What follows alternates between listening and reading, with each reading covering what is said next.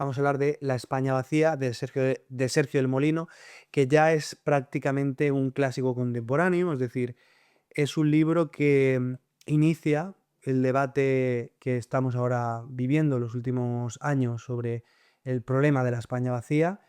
Es uno de los principales precursores de este debate, por lo tanto, es posible que ya hayáis leído alguna crítica, que ya tengáis una idea, que lo hayáis leído, pero creo que nunca está de más reivindicarlo porque es un libro que, si te interesa medianamente la historia de España y si te interesa también la conservación y el problema que existe entre el mundo rural y el mundo urbano, este libro sirve para esclarecer muchas de estas cuestiones.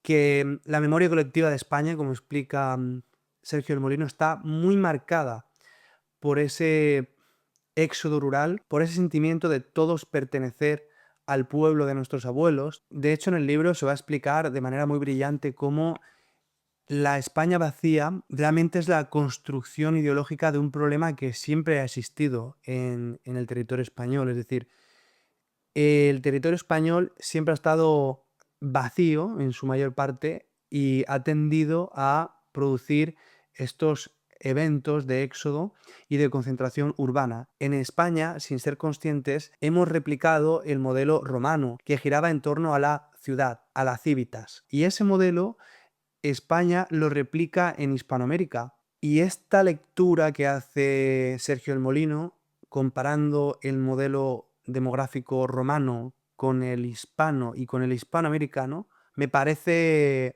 muy acertado porque de hecho España realmente es el último imperio europeo, por así decirlo, entendiendo imperio como aquella entidad política que replica su propia estructura más allá de sus fronteras, que la expande, frente a el resto de imperios europeos que implementan un modelo colonial basado sobre todo en una lógica extractivista, ¿no? Me parece que esta comparativa que hace Sergio del Molino entre el modelo demográfico romano con el español y con el hispanoamericano es muy interesante y debido, yo pienso, a todos estos factores, ¿no? Y hay una lectura que hace muy interesante, que es cómo el pueblo simboliza de alguna forma el orden y la tradición frente a la ciudad que simboliza el caos y la innovación. Él no lo dice con estas palabras así en concreto, pero sustraigo de la primera parte del libro que existe esa construcción simbólica, ¿no? Y de hecho en el libro va a hablar cómo el nacionalismo está muy vinculado a los pueblos, ¿no? Está muy vinculado a la vida rural y que la mitología de la nación está muy construida siempre a través de los habitantes del campo. O sea, esa es una constante que vemos en todos los movimientos nacionalistas de toda Europa y del mundo en general, ¿no? Es decir, un nacionalismo urbano no tendría sentido porque la urbe lo que hace generalmente es tender hacia el cosmopolitismo, es decir, a abrirse al comercio, a abrirse hacia el exterior. La identidad del urbano es siempre una identidad que está diluida en las múltiples referencias culturales, en las múltiples influencias de los muchos países del globo, etc. Esa resistencia que, como decíamos, presenta el mundo rural frente a la urbe, porque el mundo rural es más cerrado y está más basado en un orden y de alguna manera encarna la tradición, reproduciendo las representaciones culturales, pero también los comportamientos y también esa intolerancia al cambio, es muy interesante de ser analizada y de ser comprendida para, por ejemplo, implementar proyectos de restauración ecológica o, como hablamos en este canal, de rewilding, porque todo aquello que es novedoso siempre es mirado por recelo para los habitantes del mundo rural. Apenas hoy, en una situación extrema de la España vacía, en la cual ya existe una desesperación, es cuando observamos que hay un aperturismo a estas nuevas propuestas, pero realmente con la baja demografía que presenta España en muchas áreas, lo raro es que no se hayan implementado esta serie de proyectos antes, ¿no? Y es curioso porque, por ejemplo, en países como Holanda, que están densamente poblados, incluso en sus zonas rurales, entre comillas rurales, no pueden realizarse estos proyectos en el grado en que podrían realizarse aquí, pero la apertura de mente es mucho mayor. Por lo tanto, sí está habiendo un rewilding potente en Holanda, aun cuando las condiciones materiales son limitadas. Aquí en España, que tenemos todos los condicionantes materiales idóneos para construir el Yellowstone europeo, aquí, ¿no? Podríamos perfectamente en la Celtiberia, podríamos tener un parque, un gran parque nacional, donde tengamos todos los grandes carnívoros europeos y todos los grandes herbívoros europeos. Y por supuesto incluyendo la feralización del toro, de toros bravos, por así decirlo, de caballos bravos, de caballos salvajes, de bisontes, etc. Y ese Yellowstone europeo, creo que el único lugar donde se podría hacer con unas dimensiones como las que presenta un parque, tal vez como Yellowstone no, porque Yellowstone son 1 millón de hectáreas, es del tamaño de la comunidad de Murcia, para que nos hagamos una idea aproximadamente. Pero cerca, el único lugar, yo creo, de Europa donde se podría realizar esto es aquí, en España y en la España vacía, que hay que comprender a través de la sociología con libros como este de Sergio del Molino para poder percibir por qué estas cosas no suceden o lo hacen a unos tiempos que son mucho más lentos que en el resto de países, ¿no? Los habitantes de la España vacía son pocos, pero son muy reacios al cambio y, ojo, no es necesariamente malo. Un país, y en general cualquier sociedad, una sociedad humana, y yo ya lo he insistido en esto en varias ocasiones en mi canal, tiene que avanzar, es decir, tiene que progresar. El progreso es importante, por tanto el progresismo es importante en la medida en que el progreso es importante, pero a su vez tiene que conservar elementos estáticos y tiene que ser reacia a que el progreso no sacrifique la propia estructura, que es lo que ha pasado en las últimas décadas, que el progreso, el progresismo, ha perseguido la destrucción de las propias estructuras de pensamiento de la sociedad occidental, de nuestros sistemas políticos, de nuestra cosmovisión en su sentido más profundo, ¿no? Con esa persecución que hay a todo aquello que tenga que ver con la tradición de pensamiento cristiano y con nuestro canon de pensamiento en general, ¿no? Esa condena tan explícita a todo lo que nos ha hecho, en definitiva, la civilización que somos, ¿no? Eso está mal y por eso, aunque el progreso sea necesario y sea bueno y haya permitido que gocemos de una serie de derechos y haya permitido que avancemos en muchos temas que son cruciales, como también, por supuesto, la conservación de la naturaleza, aunque también ha habido una conservación aristocrática o conservadora en un pasado, esto lo hablaremos en otro vídeo si vosotros queréis, pero aunque el progresismo haya producido toda esta serie de efectos positivos para nuestra sociedad, también tiene que ser controlado. Y el progresismo está sobre todo encarnado en la ciudad y el conservadurismo está sobre todo encarnado en los pueblos. Por eso digo que aunque los pueblos tengan a veces este componente negativo que impide que en muchas ocasiones algo que es beneficioso y bueno se lleve a cabo por esa resistencia, ¿no? Y esos atavismos y esos miedos a lo desconocido, por así decirlo, es bueno que en momentos de gran transformación como el que vivimos hoy, haya una parte de la población que insista en que las viejas formas funcionaron y que las viejas formas tienen cosas, elementos positivos que tenemos que preservar. Es decir, la sociedad necesita elementos estáticos y elementos dinámicos. Entonces, libros como este de España vacía son muy interesantes para comprender el pensamiento de la España rural y en general de la gente de los campos, ¿eh? Yo creo que recomiendo este libro a cualquier persona con interés en las cosas. Si eres francés y estás viendo esto, puedes leer este libro. Si eres hispanoamericano, puedes leer este libro. Y lo recomiendo para que luego no nos extrañemos. Aquí en el libro este se recoge muy bien cómo es la psique y cómo son los conflictos psicológicos de vivir en la soledad de los pueblos. Algunos pueblos tienen tan poca población, unas aldeas, ¿no? Que curiosamente produce efectos inesperados, ¿no? De brotes de agresividad y de violencia, de rencores y historias construidas en base a pequeñas cosas que se magnifican, que llevan a historias trágicas, etcétera. Que bueno, yo no estaba leyendo el libro este, que tenéis que leerlo porque además está fundamentado con estadísticas. La criminalidad, lejos de lo que se pueda pensar, es porcentualmente mucho más alta en los pueblos que en las ciudades. Porcentualmente. Lo que pasa es que, claro, las ciudades son demográficamente muy superiores y por lo tanto en términos absolutos el número total de criminalidad es mucho mayor en la ciudad, pero en términos proporcionales los pueblos hay muchísimos más asesinatos, muchísimos más historias de crueldad, de abuso, etcétera, que en la ciudad.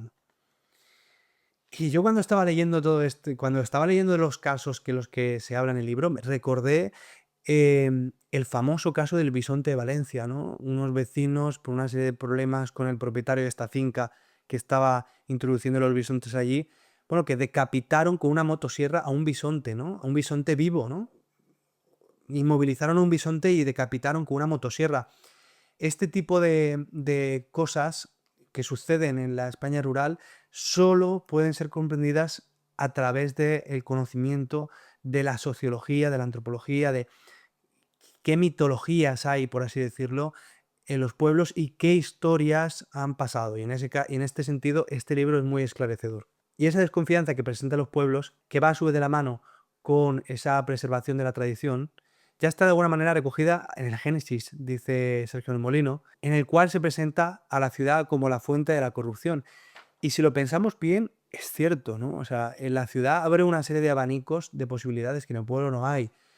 Por lo tanto, el número de fuentes de corrupción es mucho mayor. Y ciertamente, si observamos la sociedad contemporánea, que es una sociedad urbana, basada en esas ciudades cosmopolitas abiertas al mundo, con una moral materialista, ¿no? No basada ya en la tradición ni en valores trascendentales, etcétera, podemos observar muy bien, ¿no? Que el Génesis tiene razón y que esa sabiduría de los textos religiosos es atemporal. Como dice Sergio Molino, el pueblo está ligado a la tradición y al orden y está ligado al nacionalismo. Y eso lo vemos de manera muy reseñable en la sociedad española, pero lo vemos en todas las sociedades, la sociedad francesa, holandesa, la sociedad estadounidense, ¿no? Los famosos rednecks, siempre tienden a ser partidarios de una opción conservadora en lo político. Curiosamente, durante el franquismo, a pesar de que hay una exacerbación del tradicionalismo y del nacionalismo centralista español, ¿no? Muy basado en la identidad castellana, Sergio de Molino analiza que el franquismo traiciona a los pueblos, ¿no? Y que impulsa, de hecho, una concepción de los pueblos como un lugar para extraer los recursos que abastecen a las ciudades, ¿no? Muy en la línea romana, muy en la línea española histórica y muy en la línea hispanoamericana.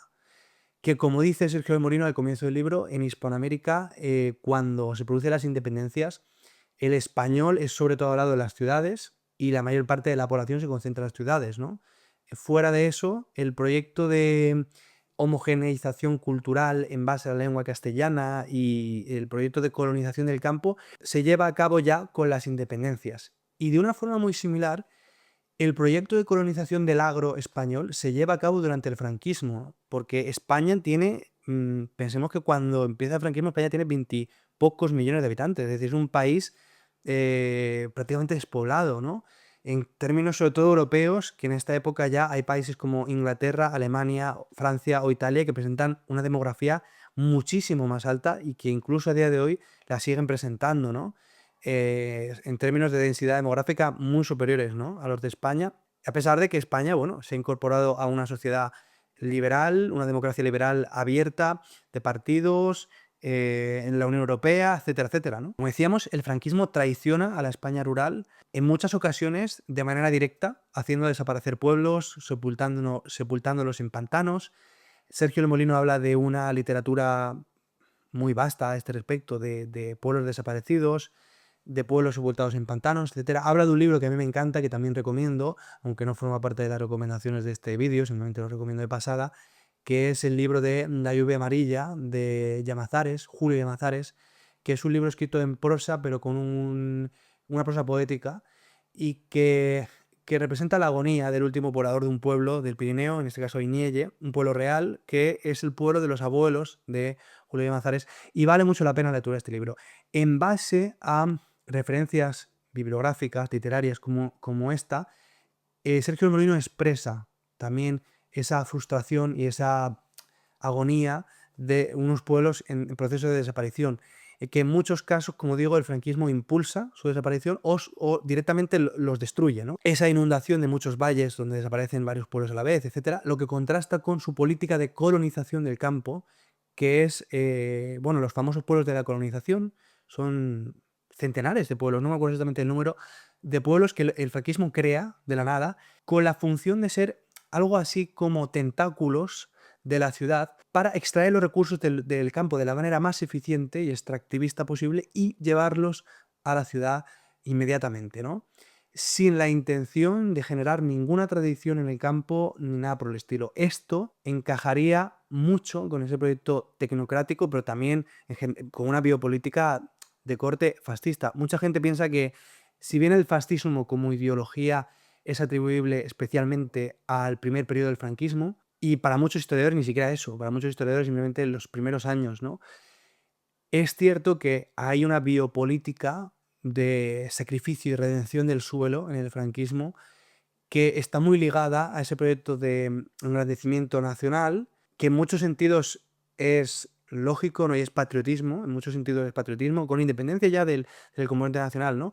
Pero que sí que responde a una biopolítica determinada, a una concepción determinada de lo que debe de ser la nación española, etcétera. En ese sentido, por mucho que muchos historiadores y autores digan que el régimen franquista es autoritario, pero no es fascista, bueno, hay muchos componentes dentro de ese régimen autoritario franquista que sí que mantienen esas características, esos elementos fascistoides o fascistitantes, no sé cómo decirlo, ¿no? En general, el franquismo traiciona a muchos de los que apoyan en un primer momento, ¿no? Porque la Falange y el carlismo, pues sobre todo el carlismo que apoya la sublevación, sí que cree en esa España rural basada en una sociedad que en muchos casos uno no sabe cuando está leyendo los textos de los falangistas y de los carlistas si se trata de una sociedad socialista, ¿no? Aunque a muchos les pueda chirriar esto, pero es que las similitudes en la forma de organización social son evidentes, ¿no?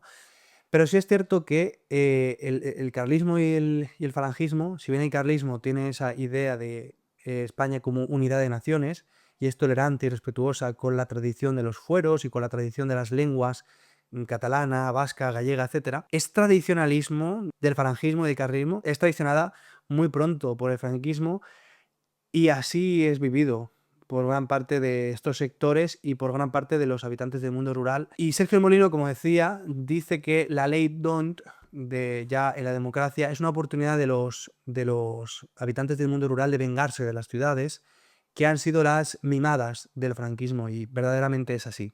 Porque la ley DONT sobrerepresenta las zonas poco pobladas porque cada territorio, con independencia de su identidad demográfica, tiene un diputado, ¿no? Entonces, habla Sergio del Molino de cómo esas masas de población que han sido tratadas de paletas, de casi innecesarias, tienen esa oportunidad de sobrerepresentar su ideología. También, por supuesto, los movimientos nacionalistas están sobrerepresentados con la ley DONT. En general, está sobrerepresentado la periferia frente a las grandes ciudades, porque al haber divisiones territoriales en el reparto de los diputados, pues las grandes ciudades siempre salen perdiendo en el reparto. Dice una cosa aquí que quiero leer. Dice, los pueblos manchegos, más parecidos a los mexicanos que cualquiera de otros de Europa, están medio camuflados. Sus casas son bajas, de una sola planta, como no queriendo sobresalir mucho por el horizonte del llano, como un soldado que echa el cuerpo a tierra. Bien, los pueblos manchegos son así, el pueblo de mis abuelos es así. Y efectivamente el pueblo manchego se parece más al pueblo mexicano que a los pueblos europeos. Yo viví en México y puedo dar testimonio de eso. Me sentí como en casa y sentí que yo creo que México me reconcilió con España. Yo era profundamente anti-español, no es que yo ahora sea un nacionalista, porque no me gusta mucho eso del nacionalismo. Sí me gusta el patriotismo. Creo que hay que defenderse, hay que saber defenderse. Parece que efectivamente la imagen de España ha sido vilipendiada por sus enemigos y tristemente hemos comprado esas narrativas porque hemos perdido la hegemonía política y cultural. Es decir, si España por alguna suerte de ucronía hubiese mantenido su hegemonía en el mundo, pues España seguiría siendo la leche, ¿no? Pero dice Sergio Molino algo muy interesante que es cierto, ¿no? Y es que en la medida en que se construía toda esa leyenda negra y esa humillación y esa ridiculización de España, al mismo tiempo es cuando también empieza el hispanismo, ¿no? Y empiezan a haber intelectuales muy centrados en el problema de España y la hispanidad. Problema que arrastramos hasta hoy y que nos está impidiendo avanzar como país. Es decir, es un lastre tener que estar constantemente reafirmándonos y preguntándonos quiénes somos y se pierde mucho talento ahí, yo pienso, ¿no? De igual forma que creo que muchas investigadoras, filósofas, historiadoras pierden mucho talento intentando hacer historias y filosofías feministas, ¿no?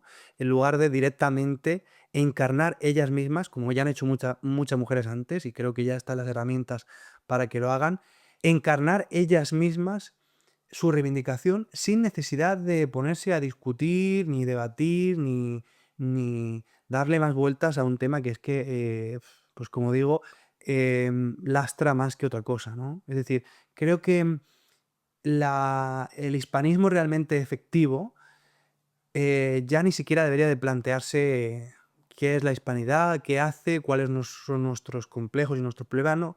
Es más hispanismo realmente efectivo, con tristeza lo digo, o con resignación, Bad Bunny, que muchas de las charlas que da la Fundación Gustavo Bueno, ¿no?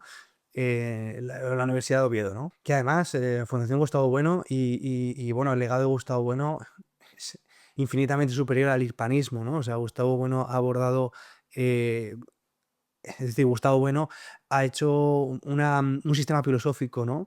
Muy al margen ya del hispanismo, tiene un valor como filósofo remarcable, ¿no? Pero sí es cierto que a veces da la sensación de que terminan por someter todo eso a esta causa, ¿no? Y entiendo las razones históricas, pero creo que si directamente los hispanos nos centramos en hacer nuestro trabajo, por la pura naturaleza de las cosas, por la demografía que tenemos, por que ahora las herramientas como Internet nos permiten compartir el conocimiento y nos permiten una emancipación intelectual, aunque no tengamos muchos recursos, porque es cierto que la hispanidad no tiene muchos recursos económicos, aunque sí materiales, pero lo primero es emancipar las mentes, ¿no? Y producir investigadores y producir gente con vocación, con garra, y eso lo tenemos ya hoy, ¿no?